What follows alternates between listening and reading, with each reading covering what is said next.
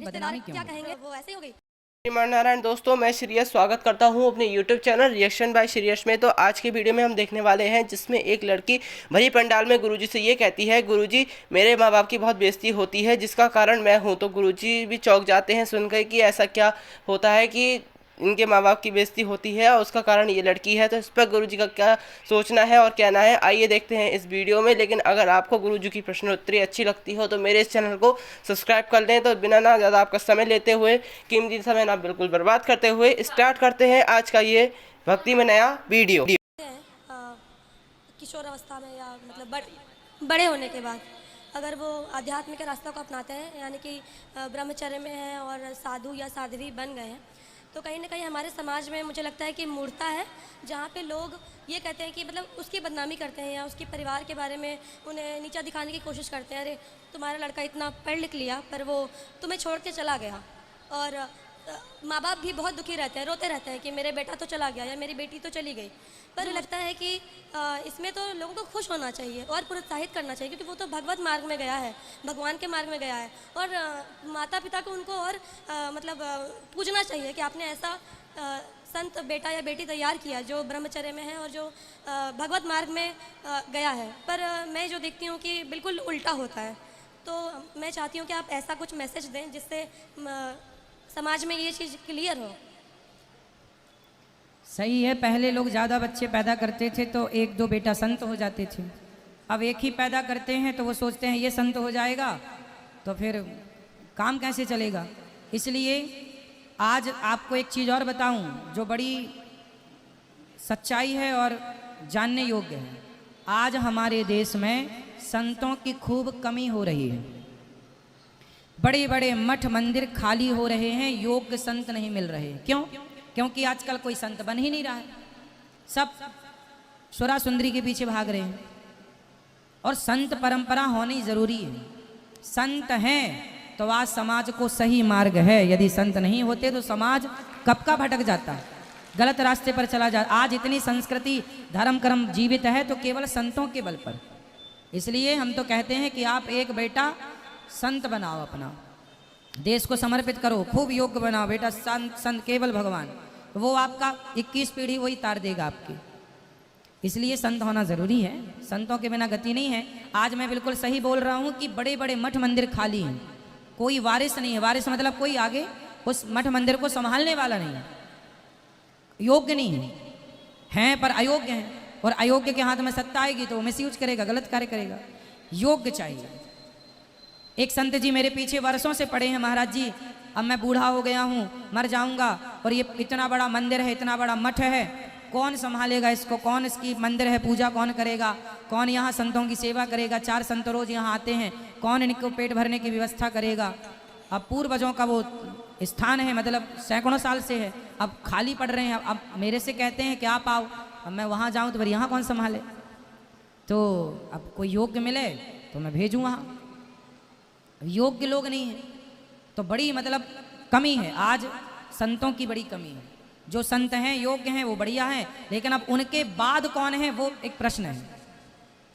गुरुजी, माता पिता तो बचपन से यही सिखाते हैं कि पढ़ो लिखो, बड़े होकर नौकरी चाकरी करो, फिर शादी विवाह होगा, बाल बच्चे होंगे, यही मार्ग दिखाया जाता है। कहीं ना कहीं मैंने स्वयं भी यही मार्ग देखा है। तो कोई ये नहीं बताता कि तो आपको संत बनना है। इंटरेस्टेड हूँ और कहीं ना कहीं मुझे ये कहा जाता है कि तुम ऐसा करोगी तो हमारी बहुत बदनामी होगी।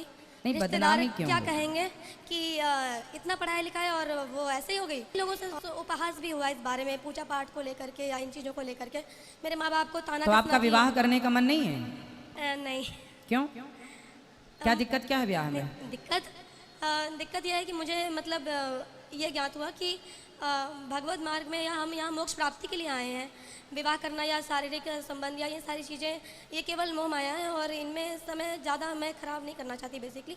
और अगर शादी विवाह हो जाए तो मुझे एक दूसरे व्यक्ति के अनुसार चलना पड़ेगा प्रतिदिन, जो शायद मैं नहीं जानती कि वो मैच होगा या नहीं है, तो विवाह के बाद ही। और एक बार विवाह हो जाए तो जो मुझे समझ में आया है कि आप उसे छोड़ नहीं सकते, और अगर वो परस्पर इस सदमार्ग में ना चले तो मेरे लिए काफ़ी कठिनाई हो सकती है। तो ये एक डर है। और ऐसा भी तो हो सकता है कि आपका जहाँ विवाह हो वो बहुत योग्य लड़का हो और आप दोनों संतों की तरह जीवन जिए। गृहस्थ में रहकर गृहस्थ संत और श्रेष्ठ होता है। बिल्कुल ऐसा हो सकता है। गृहस्थ संत और श्रेष्ठ होता है। जो गृहस्थ के बाद विरक्त होगा वो पक्का होगा। मतलब पक्के तो फिर ठीक है, सब पक्के हैं, लेकिन फिर भी वो और अच्छा है कि गृहस्थ के बाद विरक्त। हमारे जितने आचार्य हैं लगभग, चाहे वो स्वामी रामानुजाचार्य जी हों, चाहे श्री चैतन्य महाप्रभु हों, ये सब गृहस्थ के बाद विरक्त हुए हैं। श्री चैतन्य महाप्रभु गृहस्थ के बाद विरक्त हुए। और तो विरक्ति गृहस्थ में रहकर भी हो सकती है, पति पत्नी साथ में रहें। अब वशिष्ठ जी और अरुंधति माँ पति पत्नी, और देखो संत हैं। वशिष्ठ जी तो राम के गुरु हैं, वो गृहस्थ हैं। गार्गी और गर्गाचार्य जी भगवान कृष्ण के गुरु हैं। सांदीपनी जी और उनकी पत्नी गृहस्थ हैं, और गृहस्थ में रह करके उनसे बड़ा संत फिर कौन होगा। तो आपकी बात सही है, आपकी जगह आप ठीक है, लेकिन एक ये भी नज़रिया है कि हो सकता है कि ईश्वर ने हमारे लिए एक ऐसा संत चुन रखा हो जो गृहस्थ में रहकर, क्या है कि आपका मार्ग सही है, ठीक है, लेकिन फिर भी गृहस्थ आश्रम सेफ है, अच्छा है। गृहस्थ में रह के और फिर हम सब चीज़ों को जीते हैं, अपने इंद्रियों को, काम को, क्रोध को, लोभ। चलो आज आपके अंदर कोई विषय वासना नहीं है, ठीक है, लेकिन मन का भरोसा कौन करता है। एक संत जी पानी में खड़े होकर तपस्या कर रहे थे, सैकड़ों साल हो गई, 100 भरी उनका नाम था। सैकड़ों साल से तपस्या कर रहे थे कि पानी के अंदर मछली और मत्स्य का संग देखा, तो वो उनका मन जागा और उन्होंने 50 विवाह किए। तपस्या छोड़ी, 50 विवाह किए, गृहस्थ में रहे, और उसके बाद फिर उनकी विरक्ति हुई, फिर उनकी सदगति हुई।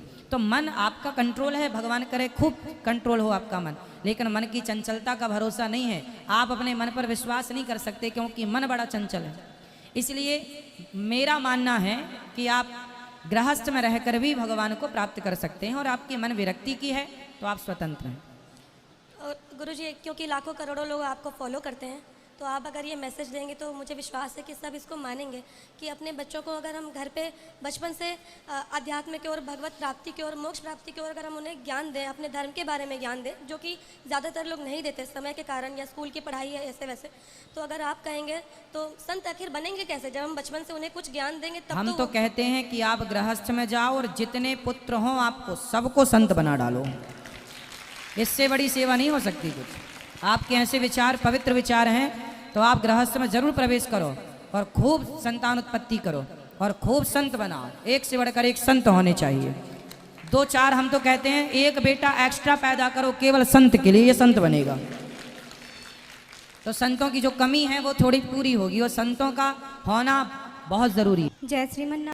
कैसी लगी आपको आज की वीडियो? अगर आपको आज की वीडियो अच्छी लगी हो तो मेरे चैनल को लाइक, शेयर, सब्सक्राइब करना बिल्कुल भी ना भूलें। तो मिलते हैं ऐसे ही किसी दूसरे भक्ति में नए वीडियो को लेकर। तब तक के लिए जय श्रीमन नारायण। राधे राधे। जय श्रीमन नारायण।